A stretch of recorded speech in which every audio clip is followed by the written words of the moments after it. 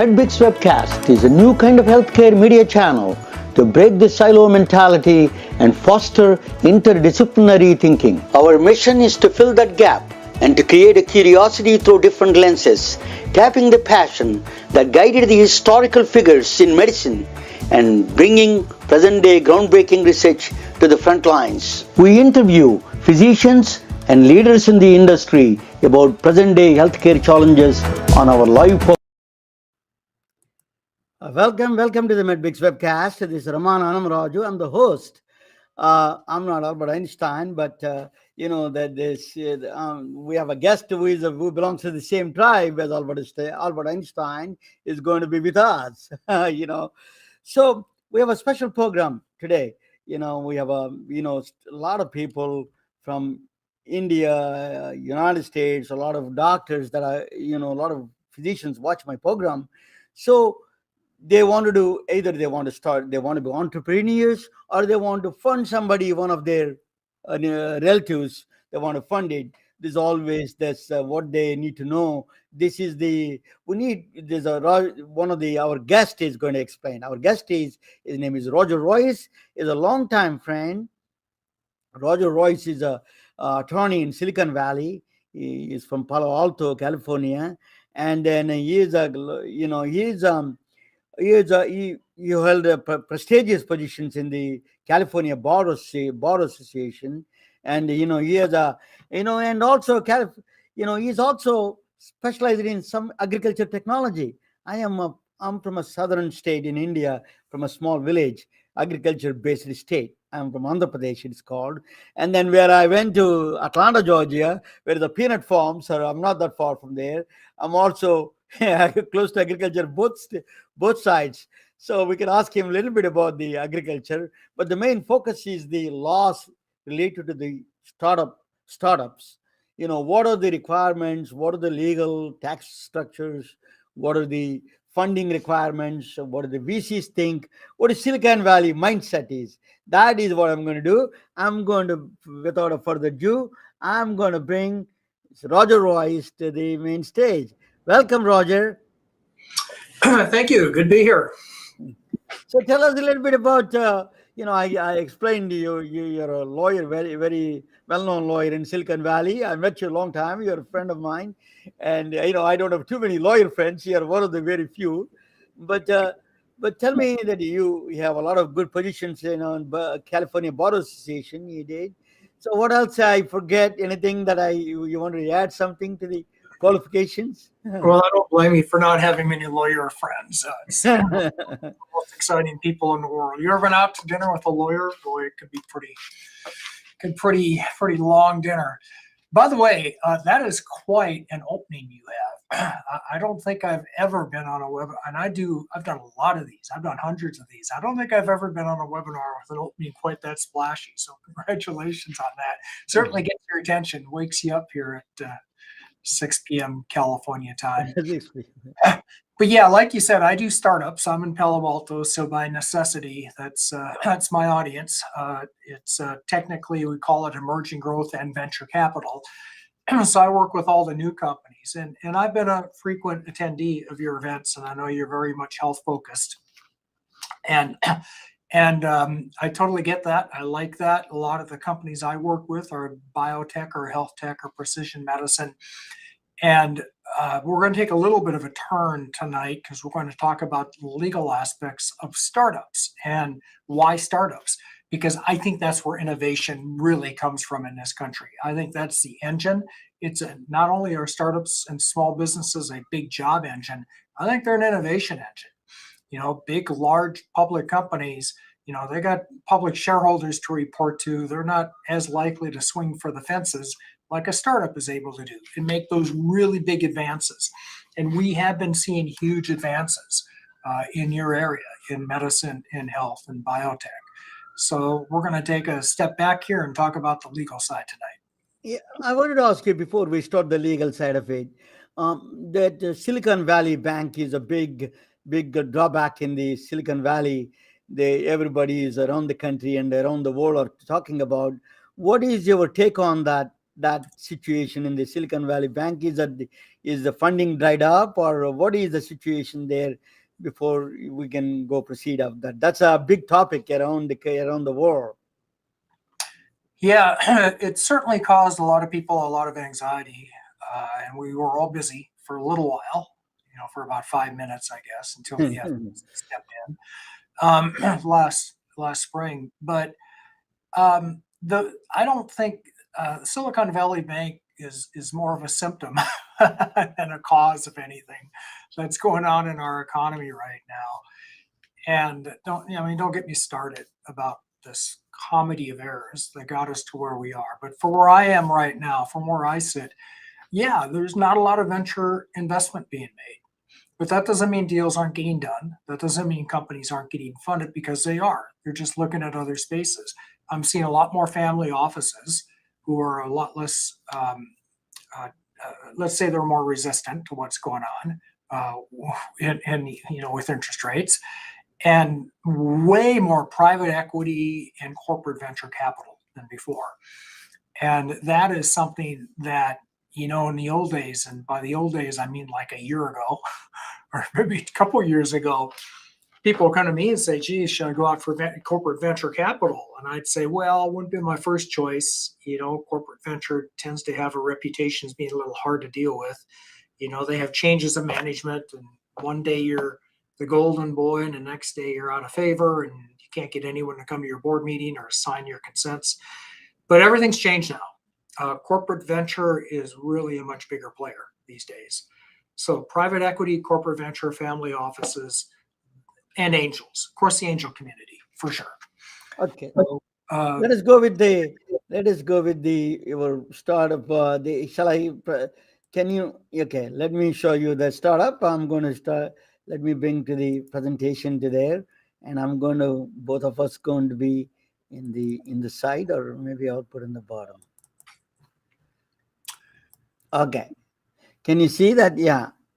Yep, I can see it. I don't think I can move it though, but I can certainly see it. You cannot move. You see if you can move your cursor on the top of the screen, it maybe you can see the moving, or on the left side. If you can't, I will move it for you. Why don't we go to slide 1? Go to the next slide. Slide 1. There's a Roger Royce. Startup law is going to talk about. He is a part of the Haynes Boone company, the law firm. Tell us a little bit of Haynes Boone. You want to say that a little bit more about that company, or you want to? Yeah, so briefly, I've been with Haynes Boone about 3 years. Up till then, I had my own firm for the last 15 years. And Haynes Boone is an AmLaw 100 law firm. We're a large firm. We have offices all over the country. However, I am in Palo Alto, and I do emerging growth and venture capital. And almost all of my clients are tech companies in a variety of industries. But we've got enormous depth, so I can take them from start all the way to IPO, and I have done so even this year in this market. Okay, I'm just going to go through a handful of issues over the next hour that I think you all ought to watch out for. And this is just geared to the startup founder or the investor. And these are kind of the major legal issues that come up in your company, because these days it is just so easy to do everything yourself. You can go online and you can form your own company. You can download your own documents. You can get in all sorts of trouble. So let me just kind of give you the top things to watch out for. So number one, when people come into my office, it's not very often there's a sole founder sometimes, but usually there are co-founders. And they sit down in my office, and they have an idea, or they have something that they want to put in, they want to wrap inside a corporate vehicle, and then go out and get financing, and and then we all get rich.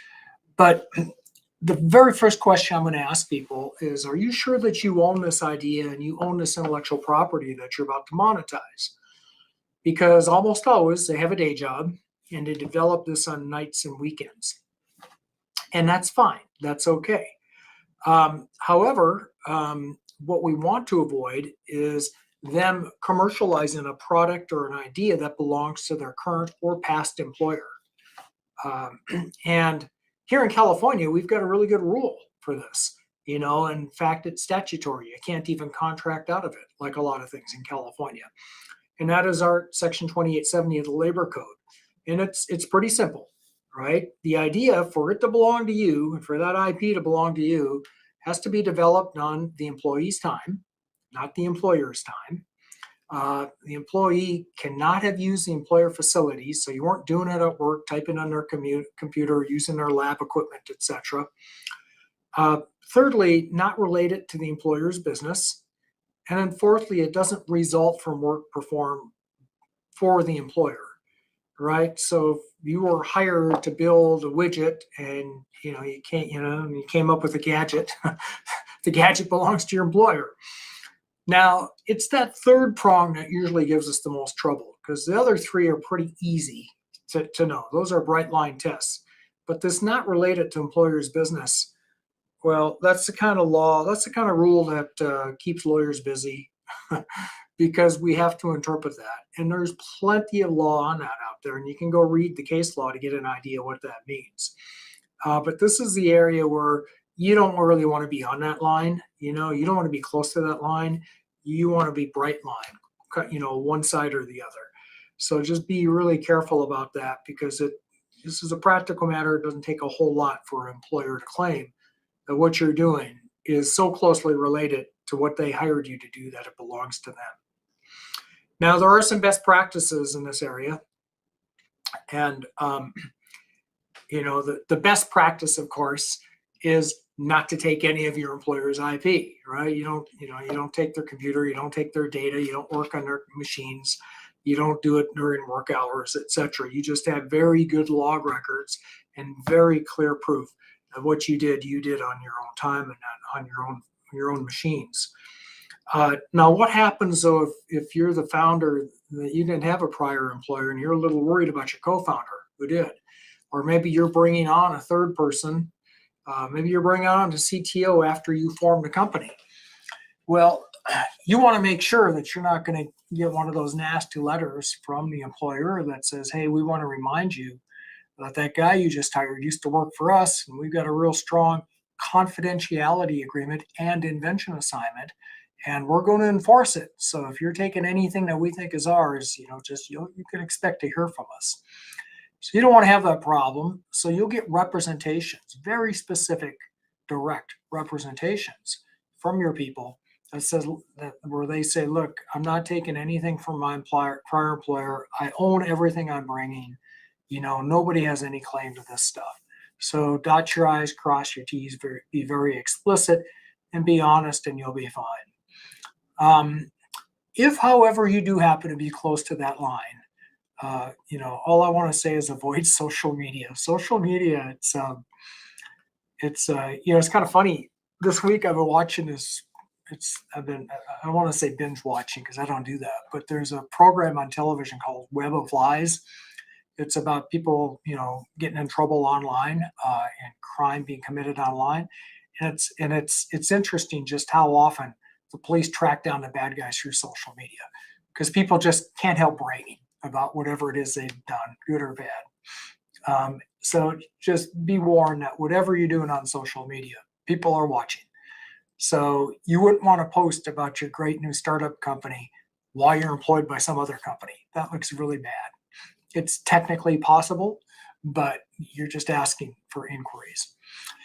So claims by prior employers, let's avoid them. That's kind of like number one. It's the very first thing. Okay, moving along.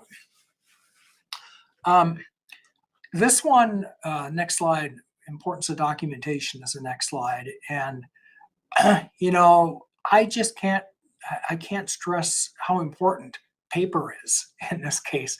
Even if it's electronic paper, you got to have something, you got to have agreements, you got to have something in writing. You need to have evidence.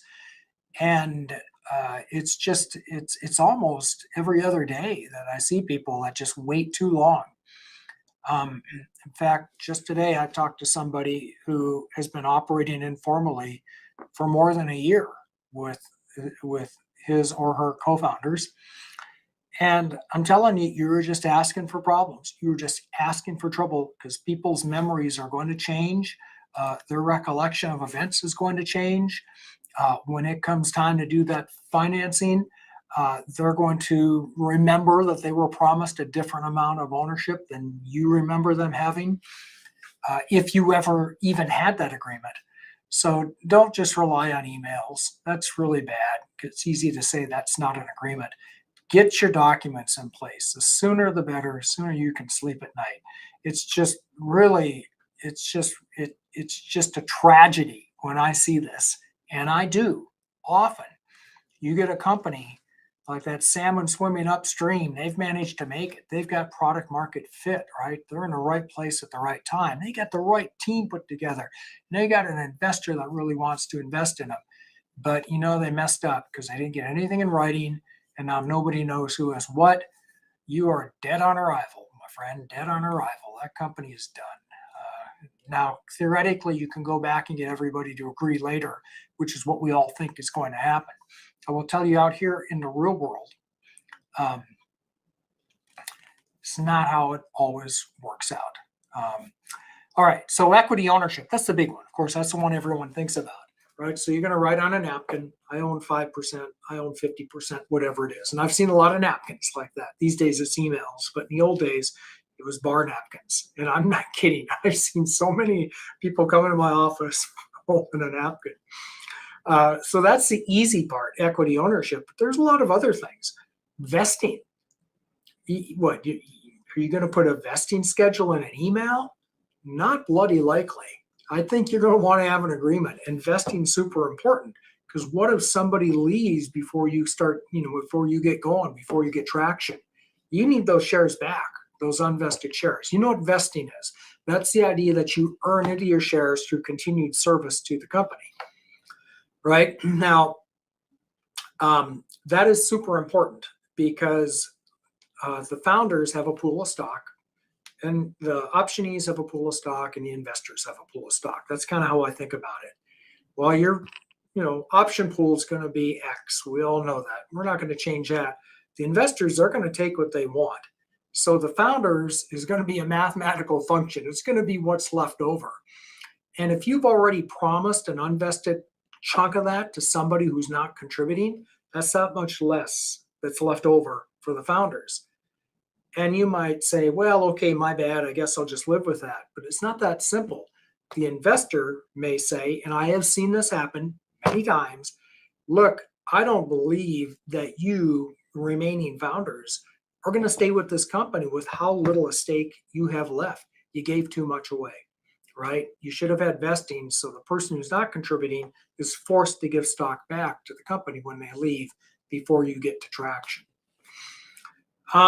Third place, this comes up. This is more subtle. This is one you probably wouldn't think of unless you've been through it, several times. Eventually, people are going to be making contributions in a typical startup scenario. They're going to be putting in cash, services, intellectual property, facilities. You get to use my garage, whatever it is, time. So you might all have different expectations as what they're getting for that. In fact, I can almost guarantee that you do if you have more than two founders. So let's use the easy one, cash. So suppose that you have, your service partners putting in their time, you got your cash partners putting in some money to keep the thing moving along until you can get funded. Well, what are they expecting for that? Because in their mind, they might think it's a loan. They might think it's just their share, their contribution. You're working, I'm putting in cash. Or they might think it's something that's going to turn into stock, preferred stock, when you finally do a financing. You better get that in writing, because I can guarantee you were setting yourself up for a dispute when that issue comes up. So let's just clarify. And I can also pretty much guarantee you that people are going to take, of those three alternatives, they're going to take whatever position puts them in the best, in the best position. Just a couple other points to make about this. I say get documentation, and almost anything is better than nothing. You need to be surprised how little it takes to satisfy the law. Unfortunately, the dark side of that is that anybody can go online and download anything and sign their own agreements. So I could go on and on with horror stories about people messing that up. because you don't know what you don't know. There are unknown unknowns. For example, you might download that Y Combinator safe and not really understand what it says and just how investor friendly it is. And that might not be what you intended. If it is, that's great, but it might not be. So just be super careful about do-it-yourself solutions. Or you might download all those corporate documents and form your own company, not really understanding what that means for for your contribution and what assets you've assigned to the company, what you've held back, or what you haven't, or what you should have, etc. So there really is a lot of judgment in this. And yeah, artificial intelligence is great. It has not replaced judgment, not just yet. Okay, I guess we're moving along. Tax planning. It's actually really good, Ramona, that you're flipping aside because you can keep me going. Because sometimes I get on one of these points and I just talk and talk and talk and talk, and all my time's up. Because I've seen, I've been doing this for 40 years. I could tell you story after story on each one of these. I'm not going to do that. I'm going to keep moving really quickly. And if people have questions and want to make this interactive, I'll let you, tell Ramona. Tax planning. Nobody does any tax planning in a startup world. Why should you? You're going to be a Delaware C corporation. What's all this other stuff? Why is it important? Well, a couple things about that. So number one, choice of entity. Every lawyer has struggled with this, except in startup land where I am, where everything seems to always be a Delaware C corp. But up until, I guess, until 2018 anyway, we all struggled a lot more with this issue. What kind of company should you be? And we all have rules of thumb, but there was surprisingly very little thought is often put into this decision. And you can put too little thought in and you can put too much thought in. And you can come up with no solution, just a lot of alternatives with pros and cons. And that's not very helpful to you as an entrepreneur either. And I've written, articles and blog posts, and you can go online, and you can find just tons and tons of commentary on all of these really interesting legal issues. But I don't think that's what you want is a lot of legal theory. You want a solution. So I'm going to give you a really easy rule of thumb. This just kind of came to me one day, probably in the shower or something. It was just an epiphany that here's my rule of thumb. If you are a go big or go home company, then you should be a Delaware C Corp. What do I mean by that? I mean my typical Silicon Valley startup. We're going to form a company. We're not going to make any money for a long time because we're going to get funding and we're going to use that to build our user base. And then we're going to sell the thing and hopefully never have any taxable income between now and sale. And we all have a big capital gain at the end that we may or may not get taxed on. If we don't get that funding, we're not going to have a company. We're going to have a big smoking crater in the ground, all right? So go big or go home. We're either going to, it's either going to be the next big thing, it's going to be a huge success, or it's going to be nothing. There's no in between. That's a Delaware C Corp. If you need venture capital to get you where you need to be and the payoff is potentially humongous, that's a Delaware C Corp. Let's just start with one. That's easy. That's most of my clients. On the other hand, if you're a lifestyle business, right? If you operate a yogurt shop down on the corner and you're going to make money from day one and you're going to provide a pretty good living for yourself and you're going to run it for 20 years and then pass it along on to your kids, well, that's not a C Corp. That would not be tax efficient. That's some other kind of entity. That's a pass-through, an S Corp or an LLC. And I won't get into the intricacies of the tax. All I'm saying is that this takes a little thought. You got to figure out which category you're in. And a lot of my clients, they come to me and they say, you know what? I could be both. I could be profitable right away because we have a big service element. On the other hand, I could get funding. In fact, I want to. I want to try both. I want to go down both paths. I don't know how this is going to go. That's when I use a limited liability company because it's super easy to incorporate that later. Now, I say super easy, but just keep in mind there are some traps when you do that. There are some tax traps. So, we just have to be careful about that.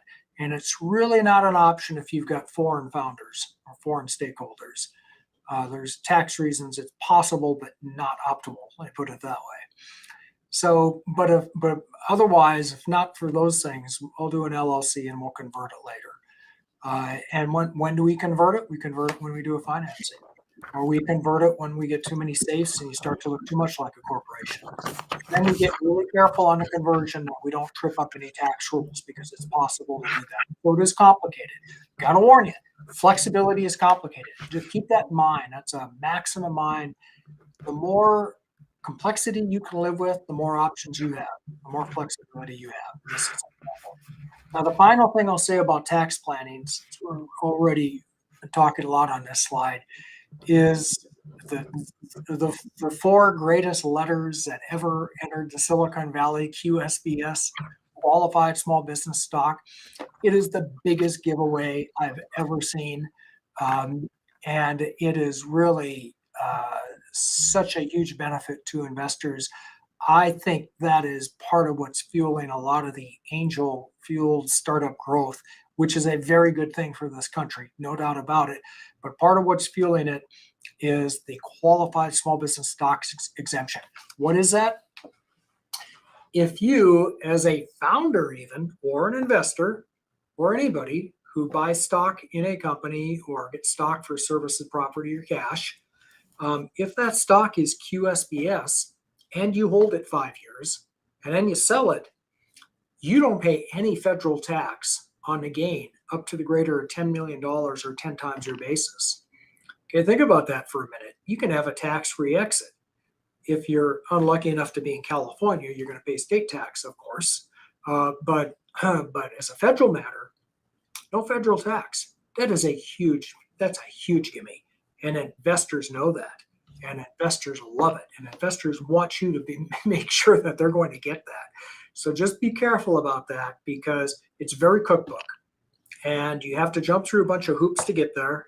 And I give those opinions regularly. And then there's a bunch of things you can't do that are very counterintuitive to maintain that status. So I just want to point it out. All right, let's move on to the next slide. So see there, tax planning is something that, we shouldn't just take a pass on. We have to put a little thought into it. Employment laws. We need to be careful, especially in startup land, because startup companies don't have a lot of cash. They don't really want to pay workers' compensation premiums. They don't want to pay payroll taxes. They don't want to pay their payroll service provider, to set up, accounts, etc. So they just misclassify everybody and treat everybody as independent contractors. That's another dead on arrival issue. That's an issue that could, kill the company. And the way I like to describe it, I don't know how many of you have ever listened to Reid Hoffman's podcast, Masters of Scale. He has one particular episode called Putting Out Fires that I reference a lot because it's such a good episode. And he talks about when they were building PayPal. And in any startup, you're going to have all these problems.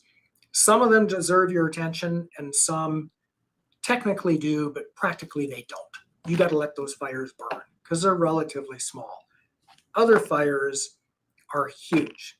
They're the California forest fire. They're forest fires. You can't ignore those because they're going to take down your whole company. So when it comes to employment laws, I think of things like, I don't want to give you an example of a problem you should ignore because, otherwise someone's going to ignore it and then blame me. But I'll give you an example of a problem that is a forest fire, and that's misclassification. Because if you get that wrong, that can bring down your company. You could be sued under our class action lawsuit statutes. In other words, somebody can sue on behalf of themselves and all other similarly situated. And what are they going to get? They're going to get overtime. They're going to get waiting time. They're going to get vacation pay, or all that stuff that they were entitled to. Meal and lunch breaks, maybe not vacation if you didn't have an agreement on that, but meal and lunch and lunch breaks, all the stuff that's statutorily mandated.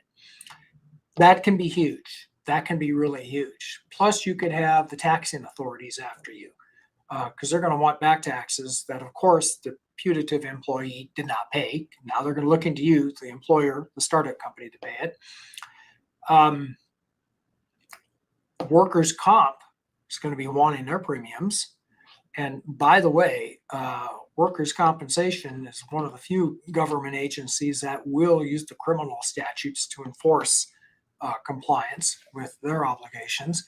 And that's bad like you wouldn't believe. And then finally, California has a relatively recent wage theft law where they will go after the promoters of companies if your company doesn't pay its wages. So you got all sorts of problems if we get this wrong. So you can't get this wrong. And that's the big takeaway. And I'm talking mostly about California because this is a very tough state on misclassification, but it's state by state. And we now have the Department of Labor, federal Department of Labor, kind of getting involved much more in labor law in this area than they used to be.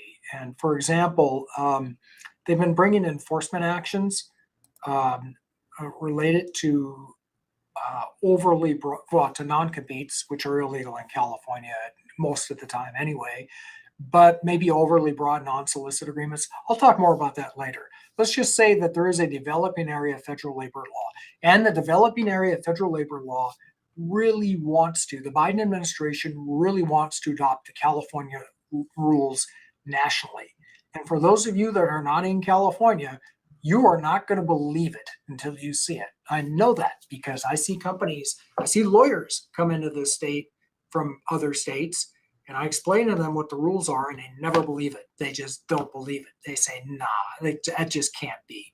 That just can't be. You can't get an employee to agree to that, right? Is it that hard to enforce an arbitration agreement? That just can't be. Well, I'm telling you it is. So, and just stay tuned because there is a movement that is gaining it's gaining momentum to make the California rule the federal rule. Okay, next slide. Okay. IP protection. IP protection. This is a big one for my clients because they're all tech companies, right? So, where to begin? So let's begin with, there's a lot to talk about here for sure. So we all know about patents. So number one, I'm a big believer. I'm not a patent lawyer. Okay. I know when to call patent lawyers, but I'm not a patent lawyer. Nevertheless, I want my clients to be valuable. And I want them to get funding. I want them to get a good valuation. And I want them to not be taken out of the game when a competitor's patent pops up. So I'm a big believer in patents. All right. Patents give you a lot of protection. The problem with patent, of course, is that the protection is limited to a certain number of years. You will eventually, when the patent issue go public, what you've done, so everyone can see it. That means your big, humongous, large company competitor is going to know exactly how you did it.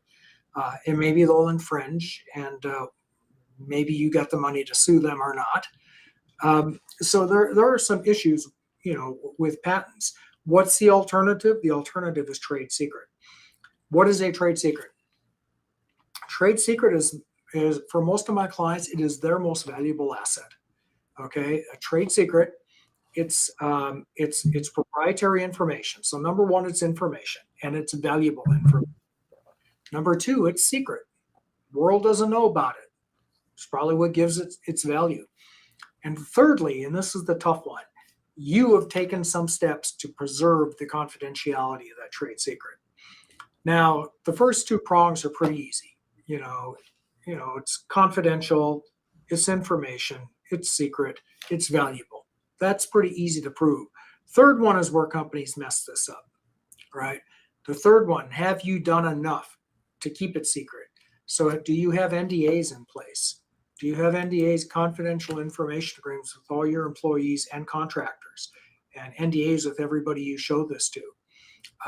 Do you have a good trade secret policy so that not everybody in your company can easily access your trade secret information?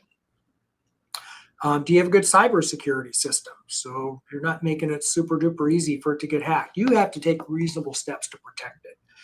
And you might be surprised how little it takes to lose trade secret protection. For example, there was a case during the COVID lockdowns about a company that a tech company that didn't know how to use Zoom. Imagine that.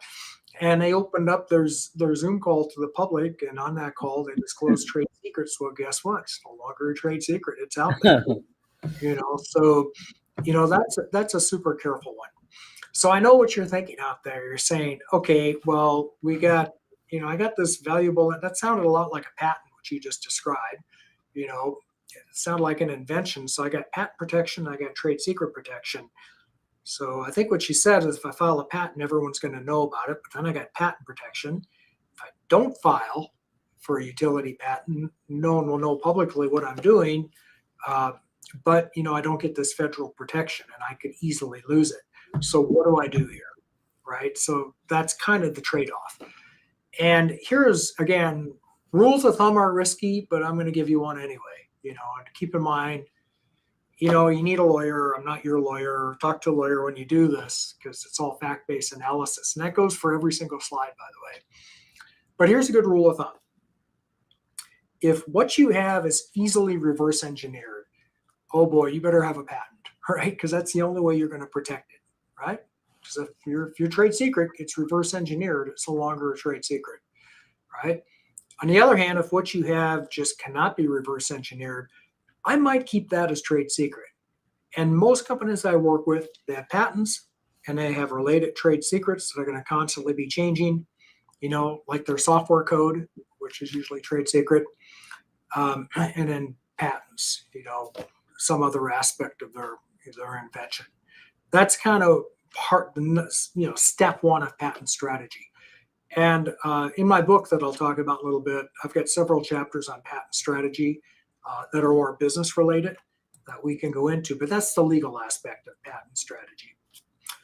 All righty, why don't we move on to the next slide?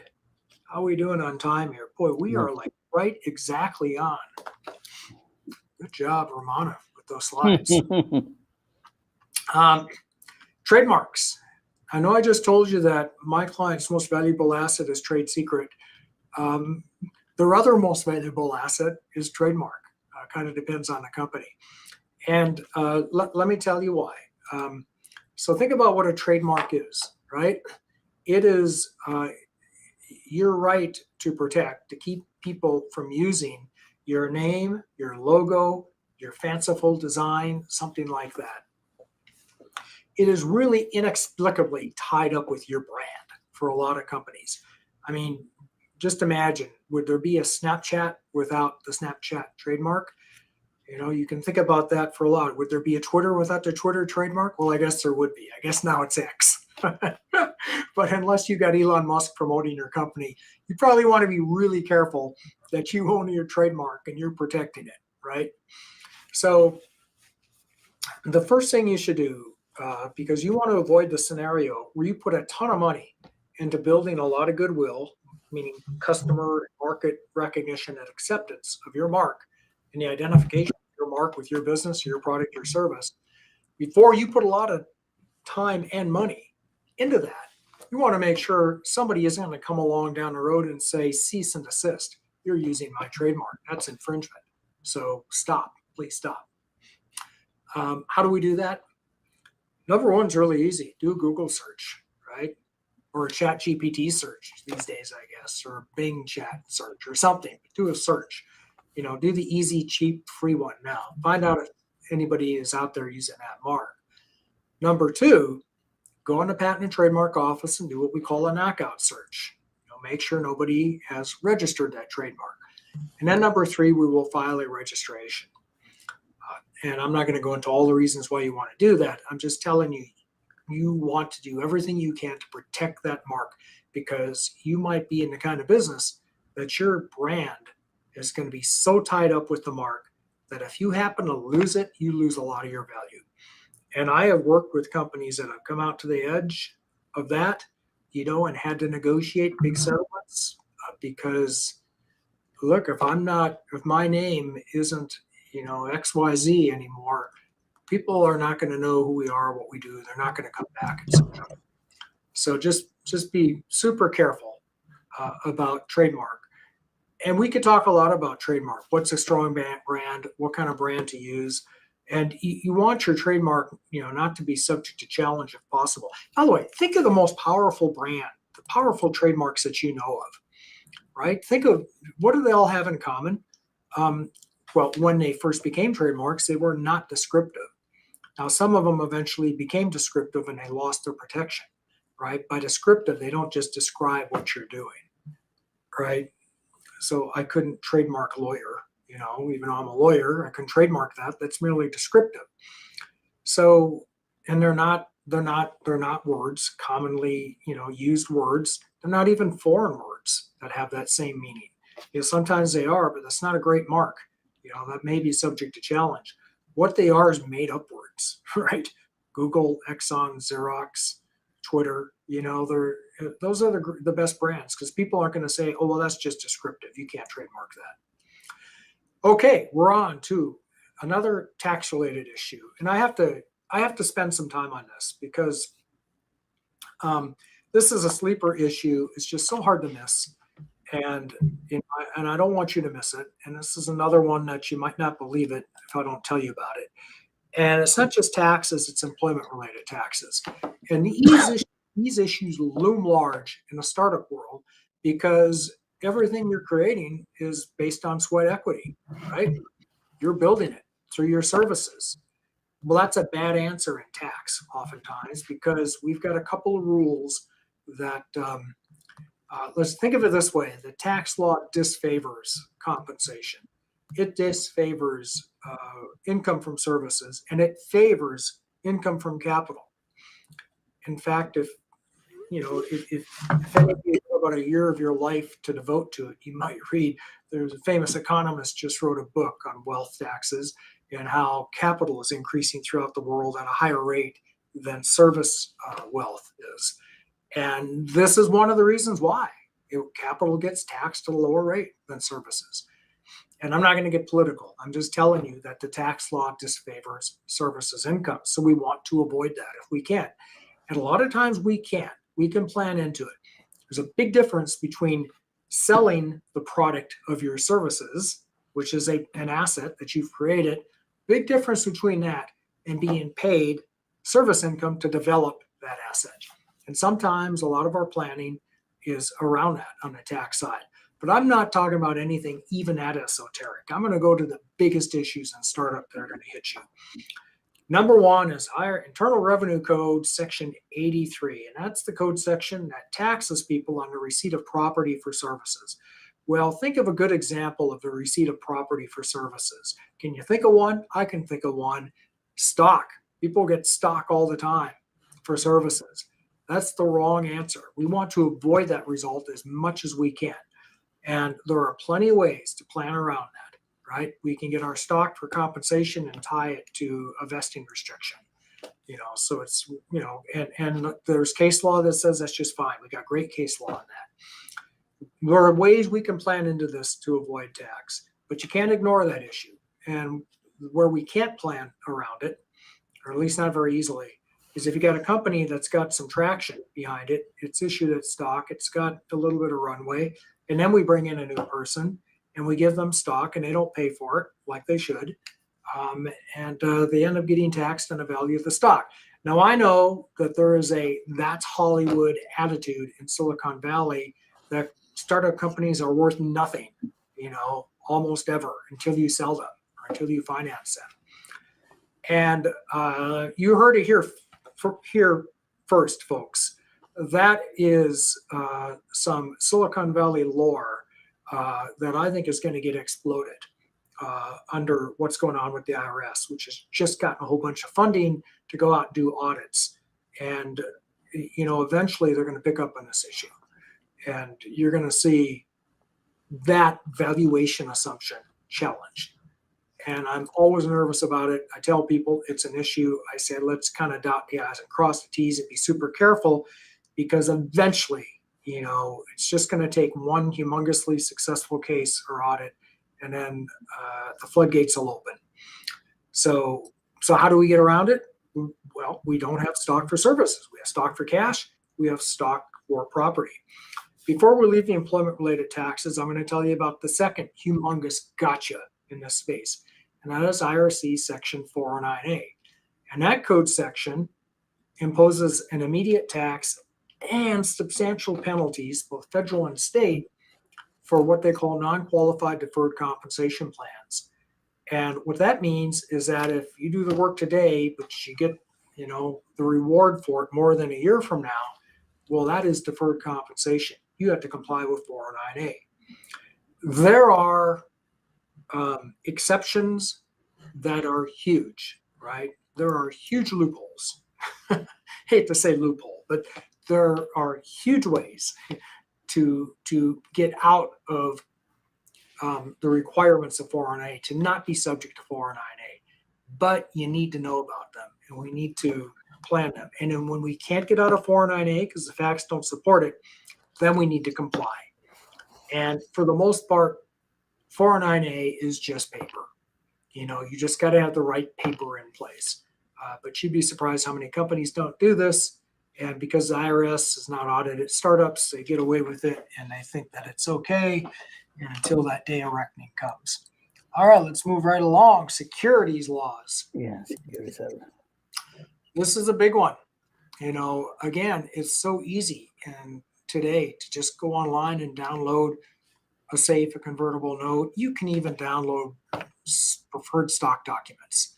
You can get so much trouble on your own without knowing it.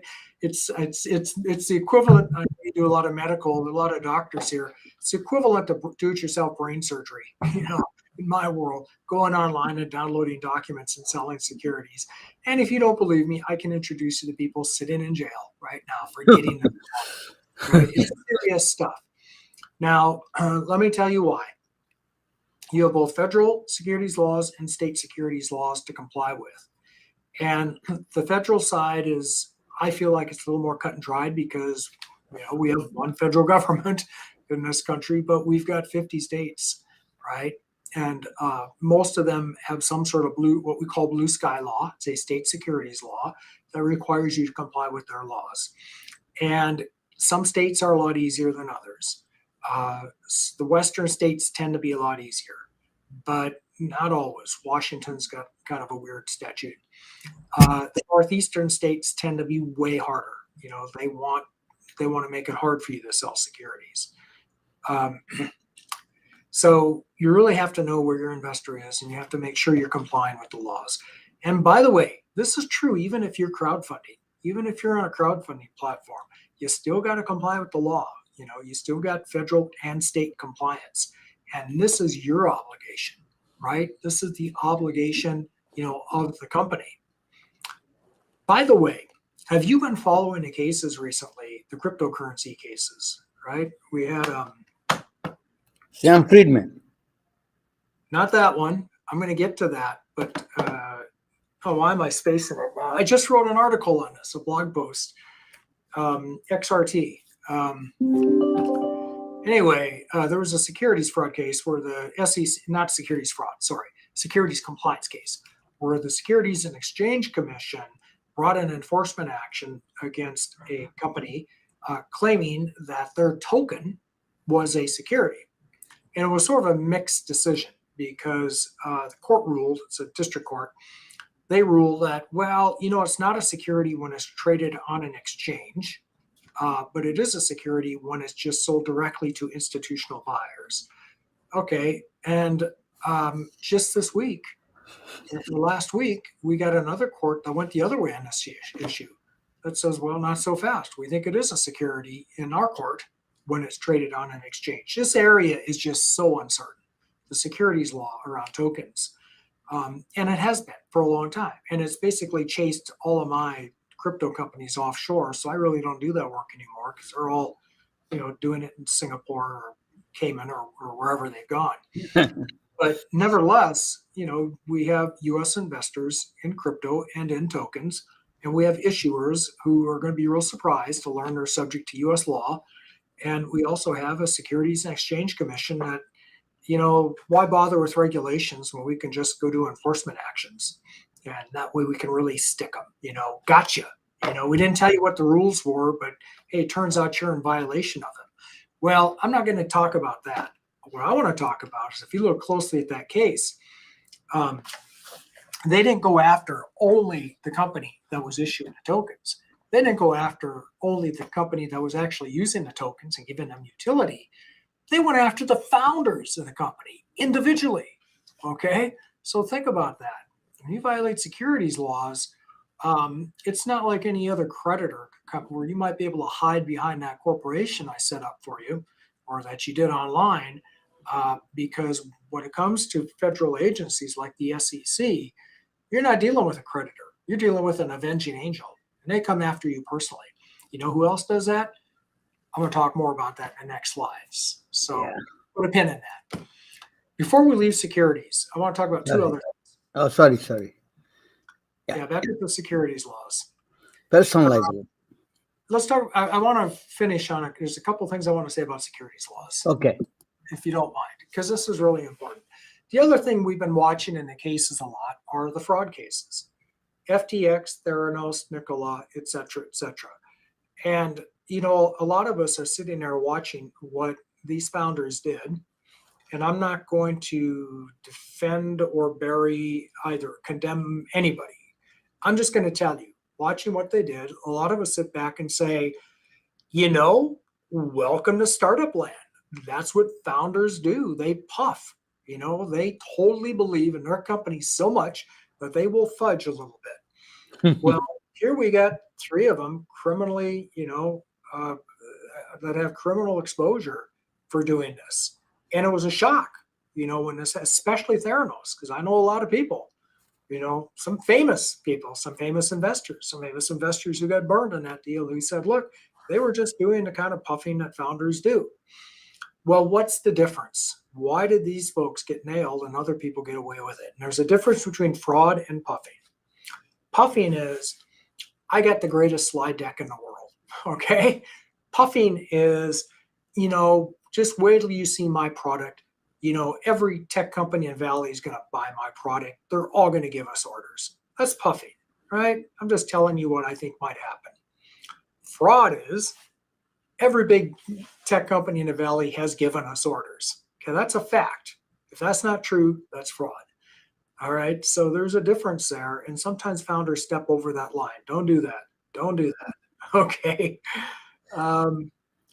All right, let's move right along to personal. That brings me right into personal liability. So, I started this conversation, and I'm going to bring us right back to the very first comment I made. We want to form an entity. What kind of entity do we form? I didn't ask you the big question. Why do you need an entity at all? Why do we need a corporation? Why do we need an LLC? Well, the number one reason is because startup companies often fail. And when they do, I don't want you to fail with it. I want you to be able to walk away from that idea and go start the next company. And I have plenty of clients who didn't do well their first time out, but did well their second time out. And if you've heard me speak before, you've heard me talk about one of my clients who, I'm not making this up. He had almost 40 apps in the market before he found one that was successful.